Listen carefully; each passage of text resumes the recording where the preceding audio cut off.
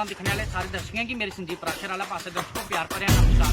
गल करा तो रियासती थमां जिहड़ा रस्ता शिवखोड़ी जाता है वो कंडा क्षेत्र आता है। मैं इस वेले उत्थे खड़ोते दा इत्थे जिहड़े स्कूली बच्चे न ते जिहड़े ग्रां दे लोग न कि उन्हें इत्थे जिहड़ी सड़क बंद की दी है वो तां कीती दी है। उनका गलाना ये है कि जिहड़े उनके बच्चे न ये जिहड़ा मैं गल करा करना ये ग्रां है कड़ोल लगभग कंडा थमां 2 किलोमीटर अगे है। तो ये कड़ोल ग्रां के जिहड़े बच्चे ने शार्टकट जिस वेले अपना स्कूल लैके जाते अगले ने फिरिए जाना होवे तो काफ़ी जिहड़ा इन्हें लंबा पौंदा है। तो जिहड़े शार्टकट जाते हैं तो उनका बच्चे का गलाना यह है कि जितने अस जन्ने उधर कुछ ने सारा रस्ता बंद करी ओड़े दा है। ये कन्नै बच्चों की काफ़ी परेशानी आवा दी तां करियै किश जिहड़े ग्रां के लोग न और जिहड़े बच्चे न वो सड़कों पर बैठे दे न। तो अस तुसें विजुअल भी दसगे।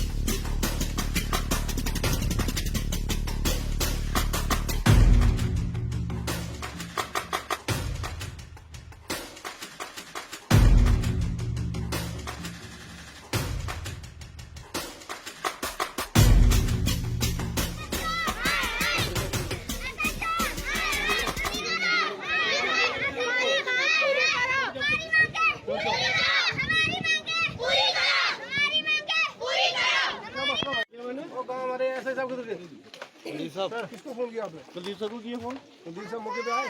नहीं। जब पहले आपका इशू हुआ मौके पे इधर आओ कोई इशू है हमें आके बताओ। आप हमारे पास आए एएसआई साहब को भेजा मौके पे ऑन द स्पॉट आपका मसला इशू अपना हल किया गया। ठीक है हेलो हमें बताया ये चीज। सर सुनो पहले बात करो। हमने सुबह एडीसी साहब को फोन किया। एडीसी साहब को मौके पे मैं बैठा हूं ना। अगर आप हमारे पास आए हमने मसला आपका हल नहीं किया तो आप नोट बंद करो। पर बैठे हुए हैं बोला मैं अभी साहब को फोन करता हूँ। आप लोग साहब ने फोन किया या नहीं किया आप बताइए। आप फोन आया कि सर मुझे कोई फोन नहीं आया।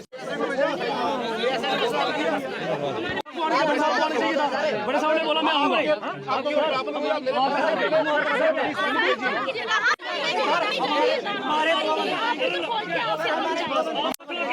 उसके बाद बच्चे उठेंगे नहीं उठेंगे हमारी मजबूरी है सर। आप चलो हमारे